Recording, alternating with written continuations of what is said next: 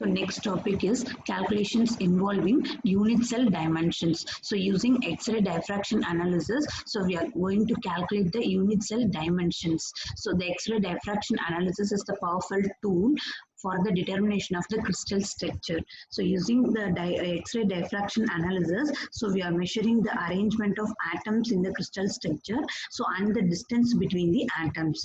So in crystal, the atoms are arranged orderly. See here, this is the plane. The atoms are arranged orderly here. So this is the crystal lattice. We call it as, this one is the crystal lattice.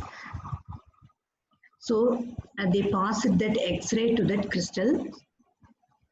So the X-ray comes like the waves and falls on the atom. So then the atom absorbs the energies from the X-rays. So and the electron goes to the excited state. So in the excited state, that atoms not hold any energy. So it immediately releases the energy. So that energy is diffracted in all directions.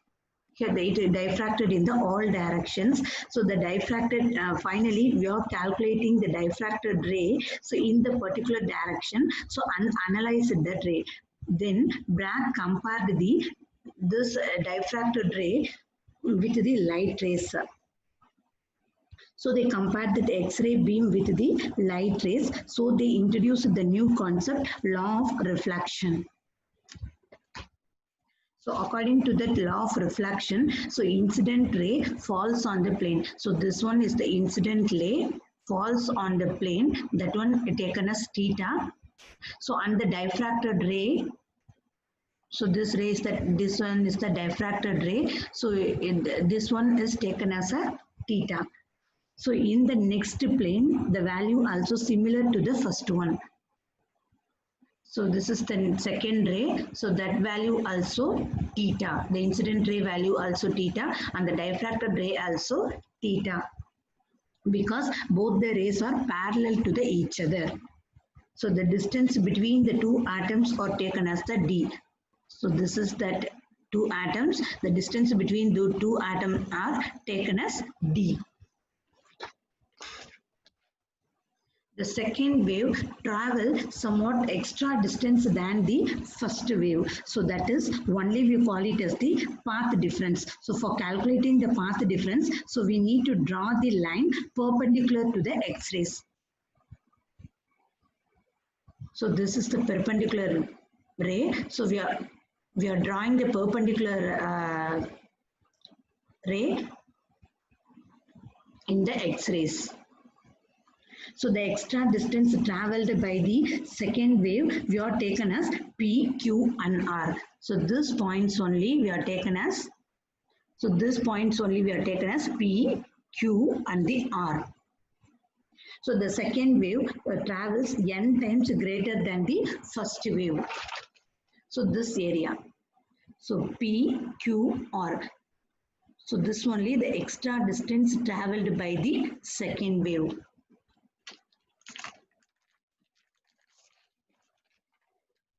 So we are getting the two right angle here. So this one right angle triangle.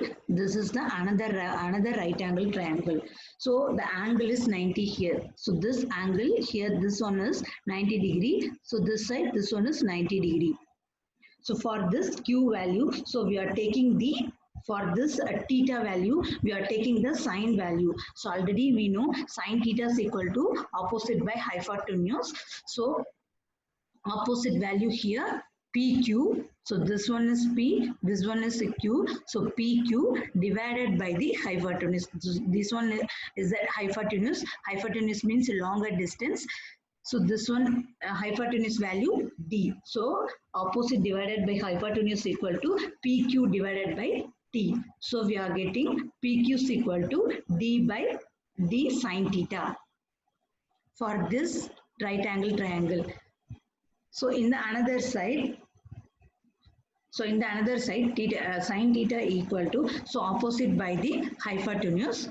So the opposite value QR, this one QR divided by hypotenuse value D. So we are getting QR is equal to D sine theta. So then we are adding the PQ plus PQ. So this one PQ plus QR. So we are getting D sine theta plus D sine theta. So we are adding the D sine theta with D sine theta. So we are getting the 2D sine theta. So this one PQ and the QR we are taken as the N lambda. So lambda is here wavelength. So for N times wavelength, traveled is equal to the 2D sine theta. So this only we are calling it as the constructive interference. So constructive interference means so both the waves are travel in the same phase. So this only. So both the waves are similar here. So that only we are calling it as the same phase. The above equation is known as the Bragg's equation. So where lambda is the wavelength of the X-ray used for diffraction. So theta is the angle of diffraction. So by knowing the values of theta, lambda and n, so we can calculate the value of d here. So d is the distance between the two atoms. So d is equal to n lambda divided by 2 sine theta. So using these values, so edge of the unit cell can be calculated. So next one is the calculation of the density. So using the edge length of that unit cell, so we can calculate the density of the crystal.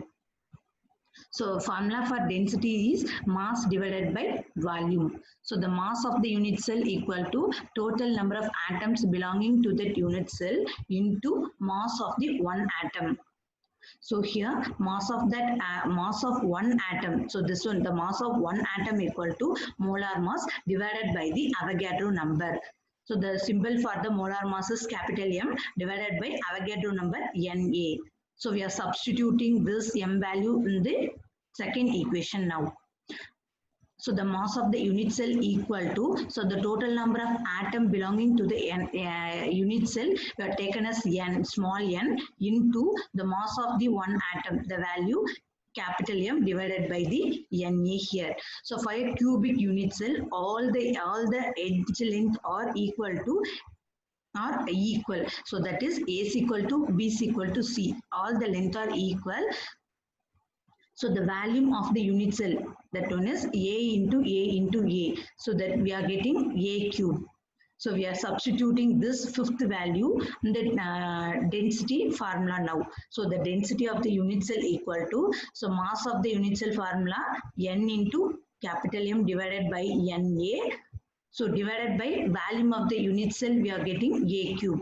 So the density of the unit cell rho equal to small n into capital M divided by A cube divided by Na. So equation 6 contains 4 variables: rho, small n, capital M, A cube, so and the Na. So if any 3 variables are known, the fourth one can be calculated. So Na is the Avogadro number. So Avogadro number is the fixed one, 6 into 6.023 into 10 power 23 value. That is the Avogadro number value.